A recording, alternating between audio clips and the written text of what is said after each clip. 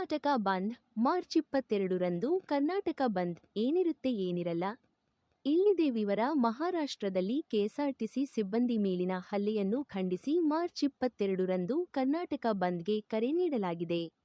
Ola, Uber, auto, KSRTC ಮತ್ತು BMTC ನೌಕರರು ಬಂದ್ಗೆ ಬೆಂಬಲ ಸೂಚಿಸಿದ್ದಾರೆ. ಆದರೆ ಹೋಟೆಲ್ಗಳು ಮತ್ತು ಅಗತ್ಯ ಸೇವೆಗಳು ಸಾಮಾನ್ಯವಾಗಿ ಕಾರ್ಯನಿರ್ವಹಿಸಲಿವೆ. ಜನರು ಶಾಂತಿಯುತ ಬಂದ್ಗೆ ಬೆಂಬಲ ನೀಡುವಂತೆ ಮನವಿ ಮಾಡಲಾಗಿದೆ.